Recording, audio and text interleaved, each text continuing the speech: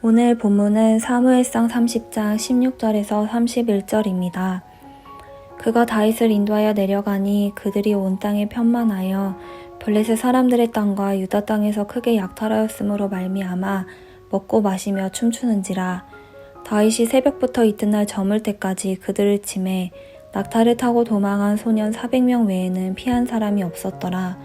다윗이 아말렉 사람들이 빼앗아 갔던 모든 것을 도로 찾고 그의 두 아내를 구원하였고 그들이 약탈하였던 것 곧 무리의 자녀들이나 빼앗겼던 것은 크고 작은 것을 막론하고 아무것도 잃은 것이 없이 모두 다윗이 도로 찾아왔고 다윗이 또 양떼와 소떼를 다 되찾았더니 무리가 그 가축들을 앞에 몰고 가며 이르되 이는 다윗의 전리품이라 하였더라. 다윗이 전에 피곤하여 능히 자기를 따르지 못하므로 부솔 시내에 머물게 한 200명에게 오매 그들이 다윗과 그와 함께한 백성을 영접하러 나오는지라. 다윗이 그 백성에게 이르러 문안하매 다윗과 함께 갔던 자들 가운데 악한 자와 불량배들이 다 이르되 그들이 우리와 함께 가지 아니하였은즉 우리가 도로 찾은 물건은 무엇이든지 그들에게 주지 말고 각자의 처자만 데리고 떠나가게 하라 하는지라. 다윗이 이르되 나의 형제들아 여호와께서 우리를 보호하시고 우리를 치러 온 그 군대를 우리 손에 넘기셨은즉 그가 우리에게 주신 것을 너희가 이같이 못하리라. 이 일에 누가 너희에게 듣겠느냐. 전장에 내려갔던 자의 분깃이나 소유물 곁에 머물렀던 자의 분깃이 동일할지니 같이 분배할 것이니라 하고 그날부터 다윗이 이것으로 이스라엘의 율례와 규례를 삼았더니 오늘까지 이르니라. 다윗이 시글락에 이르러 전리품을 그의 친구 유다 장로들에게 보내어 이르되 보라 여호와의 원수에게서 탈취한 것을 너희에게 선사하노라 하고 베델에 있는 자와 남방 라못에 있는 자와 얏딜에 있는 자와 아로엘에 있는 자와 시못에 있는 자와 에스드모아에 있는 자와 라갈에 있는 자와 여라무엘 사람의 성읍들에 있는 자와 겐 사람의 성읍들에 있는 자와 홀마에 있는 자와 고라산에 있는 자와 아닥에 있는 자와 헤브론에 있는 자에게와 다윗과 그의 사람들이 왕래하던 모든 곳에 보내었더라. 아멘. 다윗과 및 함께한 사람들의 자녀와 아내는 지금 아말렉 군사들에게 사로잡혀 갔습니다. 다윗은 그의 사람들과 함께 아말렉 군사를 뒤쫓아갑니다. 처음에는 600명이 함께 했지만 그중 200명은 너무 지쳐서 부솔 시냇가를 넘지 못하고 거기서 쉬고 있습니다. 다윗은 남은 400명만을 이끌고 아말렉을 잡으러 갑니다. 그리고 곧 아말렉 군사들에게 다다랐습니다. 승리에 기뻐 술에 취해 있던 아말렉 사람들을 일망타진했습니다. 다윗과 그의 사람들은 잃었던 아내와 자녀들을 되찾았습니다. 소와 양떼들도 되찾았습니다. 그리고 그들은 의기양양하게 되돌아옵니다. 이것이 오늘 이야기의 끝인 것 같습니다. 잃었던 아내와 자녀들을 찾았고 기분 좋게 승전가를 부르며 집으로 옵니다. 이게 영화 같았으면 바로 이 장면에서 주제가가 나오면서 엔딩 크레딧이 올라갈 것 같습니다. 그런데 여기서 끝나지 않습니다. 오늘 본문에 나오는 이야기의 진짜 하이라이트는 이제부터입니다.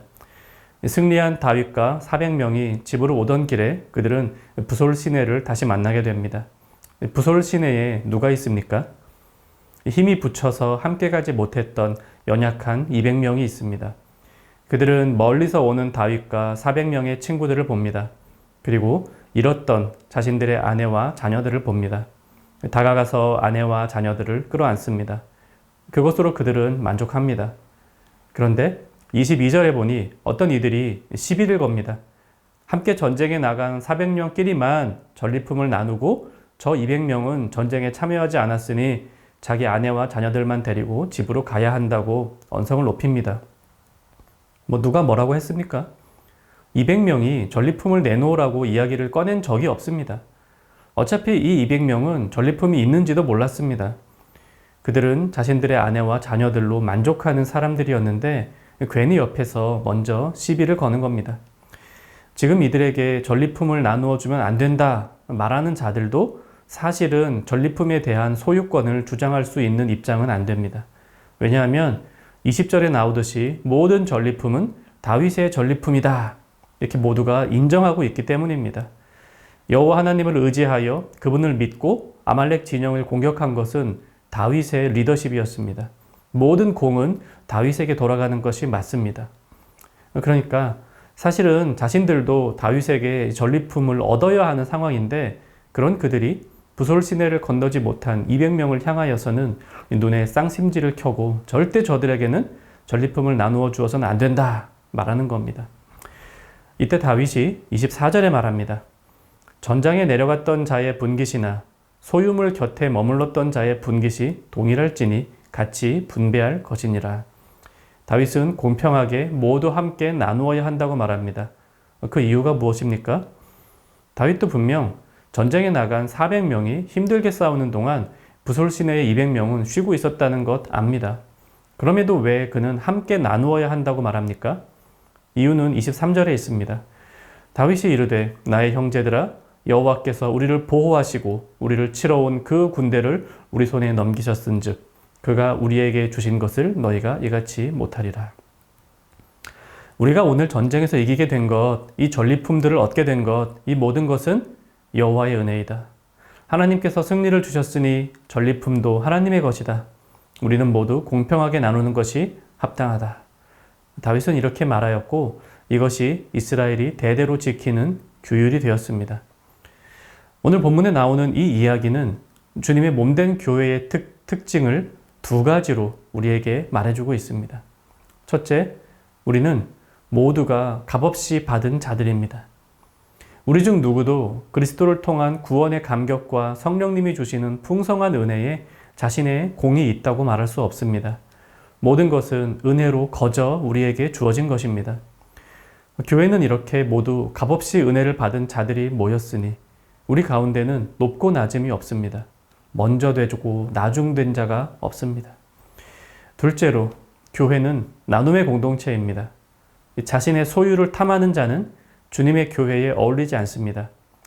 22절에서 쉬고 있었던 200명에게 전리품을 주지 말자고 했던 자들은 어떤 면에서는 논리적이고 이성적인 사고를 한 사람들입니다.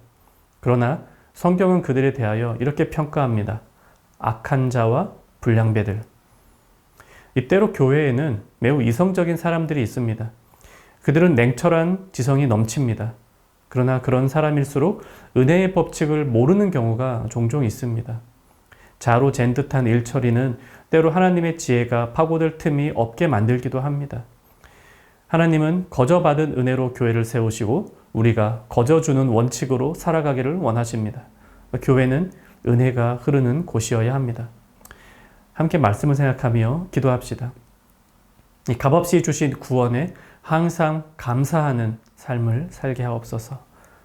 또 기도하실 때에 우리 청년교회가 이 나눔의 은혜가 풍성한 항상 은혜가 흐르는 교회가 되게 하옵소서. 오늘이라는 하루도 주님이 우리에게 거저 주신 날입니다. 오늘 하루 감사함으로 살아갑시다. 은혜를 흘려보내는 복된 하루 되기를 간절히 바랍니다.